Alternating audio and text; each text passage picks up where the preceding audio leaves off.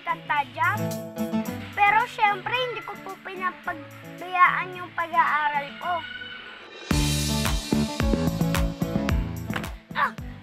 Ako po ang cute na si Yuan Francisco. Yuck! Yuck!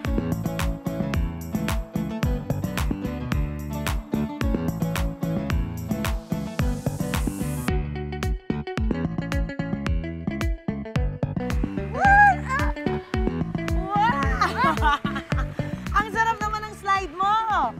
Ha? Buti may panahon kang maglaro. Opo. At dito pala kita maaabutan. Wala kang taping ngayon. Wala po. Oo. Ipapakilala po kita sa mami at daddy ko. Ano Siyempre, po? dapat kasama mo sila. Nasaan sila? Ano Ha? po? Batuhan mo na tayo. Let's go. Nasaan ba si mommy and daddy mo? Ito. Naku, mga batang-bata pa talaga. Hi, mommy. Hi, daddy. Buti nagkaroon ng panahon para makapag-enjoy si Yuan. Opo, lagi po niya nire-request to eh. Kaibigan, tulungan mo siya. Tumatak siya sa atin bilang si Pau Pau, ang charming at bibong tagapangalaga ng ikalimang brilyante na siyang pinakamakapangyarihan sa buong kaharian ng Encantadia.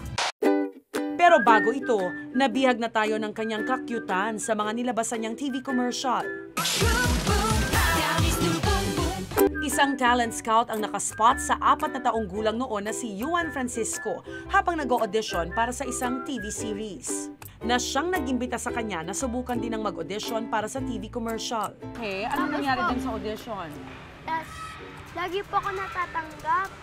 Kinagiliwan si Yuan sa kanyang Boom Boom Pow dance moves para sa commercial ng isang fabric softener. Na nasundan pa ng ibang commercials gaya ng Keso at isang fast food chain. Bigyan mo nga kami ng sample, paano ba umarte si Pau Pau, si Yuan sa commercial? Lights, camera, action! Sarap. May pikit, ang lagkit pa ng pikit mo, ha? Opo. Ang galing, kaya pala nagkasunod-sunod ng commercials mo. Bagamat noong una, hindi raw sang-ayon ng kanyang daddy na sumabak si Yuan sa paggawa ng commercial. Kalaunay sinuportahan na rin daw nila ang anak na mahilig talagang sumayaw at umarte. Si Mrs., siya kasi yung laging kasama. Yun, napupush niya hanggang lumalabas na yung mga talent niya. So, pag nare-reject siya, paano niya hinahandle? Ano po, pinapaliwanag namin sa kanya na parang Para sa kanya yun. hindi pa para sa kanya, talagang parang laro lang kasi parang naglalaro lang kayo, minsan natatalo, minsan panalo ka. Naiintindihan niya o Opo. iniyak ka niya? Opo. Naiintindihan niya. Hindi po, naiintindihan niya. Taong 2016, isang staff naman ng GMA ang nakapanood kay Yuan Hanap niyo po si Reyna Amihan? at nag-imbita sa kanya para mag-audition sa remake ng Telefantasyang Encantadia. Wala nga po akong alam. Kayo po, alam niyo? Ako po si Pau Pau. Mapalad siyang natanggap. At mula noon, Pau Pau na raw sa halip na Yuan ang naging tawag sa kanya ng karamihan. Ano yung mga hindi mo malilimutan pag nag-shoot kayo ng Encantadia? Yung tigaharutan po kami sa set. Tara, sayaw po tayo. Ha? Sayaw? Paano? Ay, ganyan! Nakasama ni Yuan sa Encantadia si Kylie Padilla, ang gumanap na Sangre Amihan. At Ruru Madrid na gumanap bilang si Ibarro. Na mapapanood naman natin ngayong Pebrero bilang love team sa bagong romantic comedy series na GMA na To The One I Love. Sobrang bait niya off-cam. Tsaka makulit, bata. Pero pagdating sa trabaho, game siya. Game siyang matuto, nakikinig siya.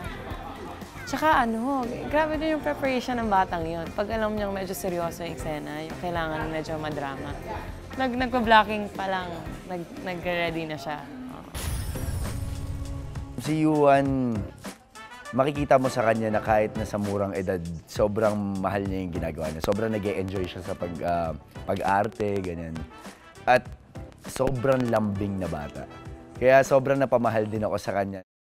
Sorry po, Mama Mary. Napasabak naman sa drama si Yuan sa magpakailanman noong 2017. O, kamusta yun? Hindi ba mahirap umiyak? Hindi po. Tumulo talaga yung luha mo? Anong ginagawa mo? Anong iniisip mo para tumulo ang luha mo? Secret po ba mawala ng visa? Ay, bakit? Ano ba yan? Pamilya? Anong... Pamilya. Mami, swimming po kami ha? Nang taong ding yun, Gumanap si Yuan bilang si Junik, ang anak ng karakter ni Chris Bernal sa drama series na Impostora. Alam mo, bilib ako sa kanya kasi ang bilis niya umiyak.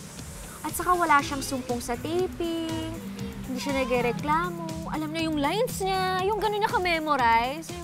Alam mo, gusto ko talaga siya makita pag lumaki siya. Sana gano'n pa rin siya cute. Ikaw yung superhero sa TV! Noong isang taon, napasama rin si Yuan sa action fantasy series na Victor Magtanggol bilang si Meloy, ang sidekick ni Hammerman at pambansang Bay na si Alden Richards. Pag-usapan natin ang Victor Magtanggol kasi nandun yung idol mo. Oo. Bakit sobrang hangang-hanga ka kay Alden? Galing niya po kasi umarte. Tinutulungan ka ba ni Kuya Alden sa pag-arte? Opo. Anong mga tips niya sa'yo? Secret din po, sabi niya. Ano ba yan? Favorite ko po yun. Ano bang pakiramdam ng isang magulang mapanood ang anak? Napakasarap po. Halos parang nakalutang kami kasi halos parang pag nakikita siya ng mga tao, lalo na nung unang labas niya, parang gusto ko rin ikwento kung ano yung mga nangyari, yung mga napanood namin. Ganun po yung nararamdaman namin. Bilang magulang, paano ba ibalanse na si Yuan na artista at si Yuan na anak kita at kailangan mong sumunod? Bata ka pa. Sa Bali, pag sa bahay kami, lahat ng pantay kami, kumbaga, hindi siya artista sa bahay. Basta pag magkakasama kaming tatlo, lumabas man kami na walang camera, kailangan, kumbaga, pantay kung ano yung ginagawa. Hindi siya spoiled na bata? Ay, hindi po namin spoiled eh. Sa pagbabalik ng tunay na buhay, Isang doktor na may dalang masamang balita tungkol sa kanyang pasyente. Di pa rin tumulog. Bakit kayong umiiyak, Dok? Ako dapat ang umiiyak. Alam niyo ba, takot ako sa ipis at elevator.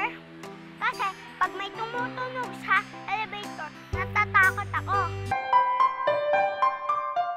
February 11, 2010, ipinanganak si Yuan Francisco. Tubong Bulacan ang kanyang pamilya. Nag-iisang anak siya ng kanyang daddy Alan at mommy Mary Grace. Ilang taon niyo nakita ng pagkahilig sa pag-arte itong si Yuan at paano niyo na-discover? Nakita ko mga 3.5 po. Mga ganun. Ba't anong ginagawa niya? Maano yung tumiting siya sa salamin, tapos ginagaya niya yung mga commercial. Tinitingnan niya yung reaction ng mukha niya. At anong naisip niyo noon nung nakita niyo yung gano'n ang hilig niya? Kayo, Daddy? Sa akin po, nung tinitignan ko siya na uma-acting, tinatanong ko siya lagi na, gusto mo ba yan? Gusto niya daw. Tapos, ang ginagawa namin, kunwari, nag-acting, sinusubukan ko siya, kahit medyo bulol, pero, pa rin siya, bitaw pa rin siya ng mga gusto niyang sabihin na acting. Tapos yun, napansin na talaga namin, napag-usapan namin mag-asawa na, yun nga, siguro baka yun na yung linya niya. Noon pa man, pangarap na raw talaga ni Yuan ang maging artista. Ngayong 8 taong gulang na si Yuan at sa sunod-sunod na ang kanyang TV projects, Ikaw po ba ang diwata ng ilog? malaki raw ang pasasalamat niya sa Kapuso Network at mga fans na sumusuporta sa kanya.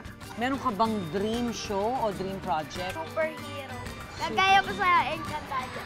So gusto mong magsuot ng superhero costume? Opo. Anong power ang meron yun? Kagaya po kay Victor Magtanggol. Hello po! Pero abalaman sa pag-a-acting, hindi raw malilimutan ni Yuan ang isang bagay na love niyang gawin. Ang sumayaw. At tuturuan niya ako ng kanyang favorite dance moves. Alam mo, hirap na hirap akong intindihin ang sayo ng mga kabataan ngayon. Kailangan mo kong turuan. Ha? Sige, unang step. Anong tawag dyan? Ito po. Baka po, das kanto. Tas ganun po. 1, 2, 3, ah! 1, 2, 3, ah! Tas yun po. Ano ba to, Victor Magtanggol?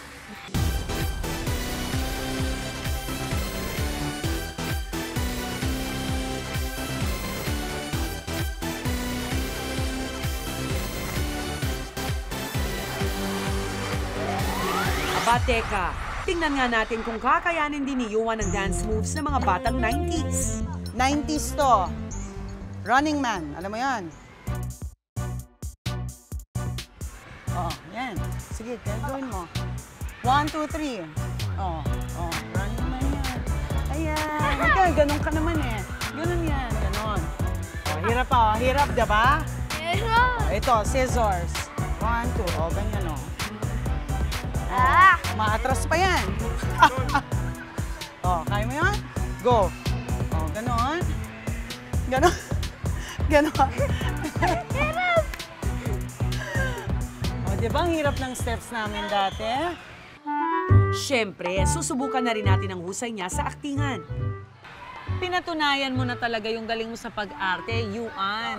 Pau-pau. Pero syempre may challenge ang tunay na buhay sa'yo. Meron kaming acting challenge. Kailangan malampasan mo to. Ready ka ba? Game ka? Nasa loob ng maliit na kaldero, itong mga karakter na dapat mong gampanan. Sige, bunot kang isa. Tingnan natin kung anong gagawin mo. Yan na. Basahin ko. Isang masungit na tindero. Kaya mo? Sige nga.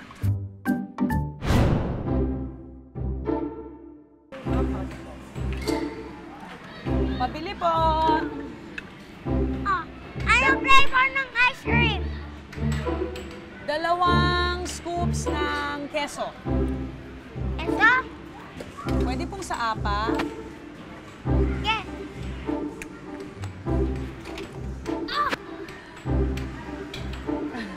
Sungit naman. Bayad. Next. Isang romantic bumbero.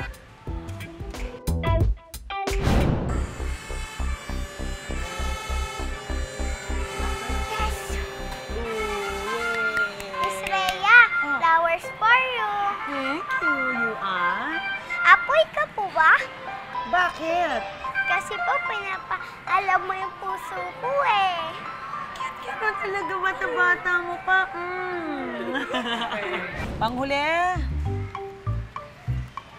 Isang doktor na may dalang masamang balita tungkol sa kanyang pasyente. Nako, medyo mabigat to, drama. Kaya? Sige nga. Dok, ano bang resulta? Kinakalungkot ko. Pero masamang balita. Ginanawa na namin yung lahat. Pero wala pa rin. Hindi tumulang. Hindi niyo na ho ba kaya? Isalba, Dok? Hindi pa rin tumulang. Bakit kayong umiiyak, Dok? Ako dapat ang umiiyak.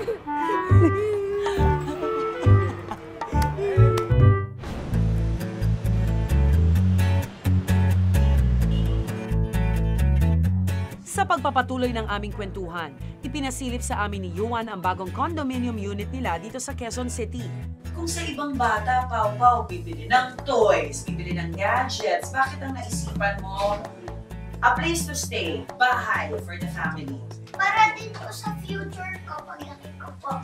Napansin ko, Mommy, Daddy, ayan, ang colors nyo, blue and white. Si Pau-Pau ba ay very hands-on sa pag-ayos niya ng condo? Opo. Yes, ma'am. Mahilig po siya sa blue. Mahilig siya sa blue. Tapos siya rin na nag-decide kung ano yung i-design namin dito. Bakit favorite mo blue? Nag-enjoy pa ako pag nakakita ako ng blue kasi po mahilig din ako sila. Susunod sa tunay na buhay. Ready, set. Ay, ang ganda naman! Ang dami! Wow! Alam niyo ba, pag uwi namin ng bahay, lagi ko tinitingnan yung playroom ko. Kasi baka yung mga toys ko gumagalaw. Pero may gumalaw isang beses. Nakita ko.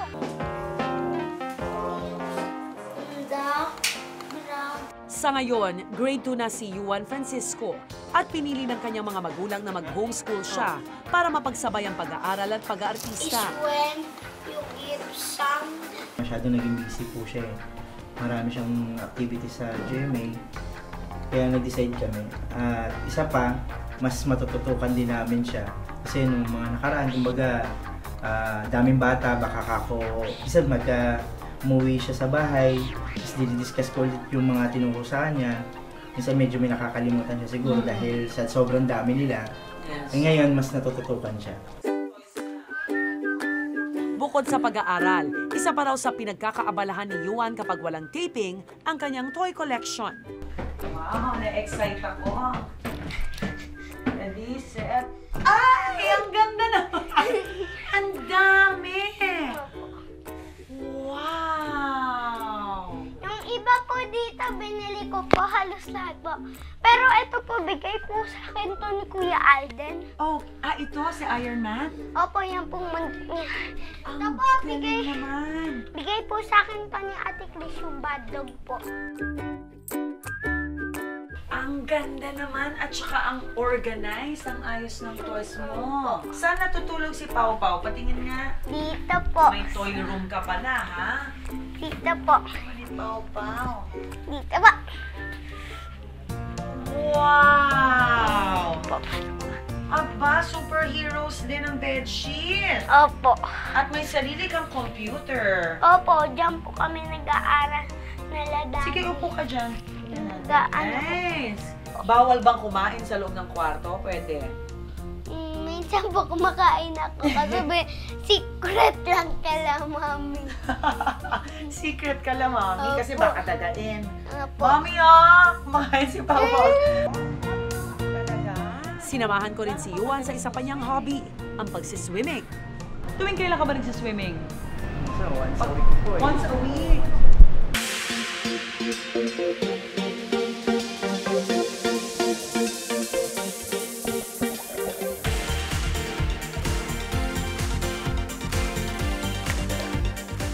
Madali naman siyang turuan. Madali po kasi gusto niya yung ginagawa niya eh. Yes. Kumbaga, pagka nasa tubig na po siya, pag tinuro mo sa kanya, gusto niya agad, gawin na agad. Hindi pa ako tapos magsalita, ang ginagawa na niya.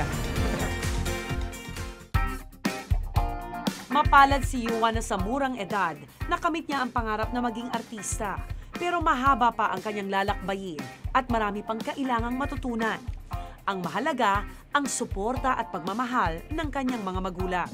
Anong aral ng tunay na buhay ni Yuan Francisco? Makinig po sa mami at daddy. Tapos po, lagi po magpe-pray yun po. Hanggang sa susunod na Miyerkules, ako po si Rhea Santos. Bawat karanasan, may mga aral na tumatatak sa ating mga puso at isipan. Sama-sama ulit tayong makibahagi sa mga kwentong personal, dito lang sa Tunay na Buhay.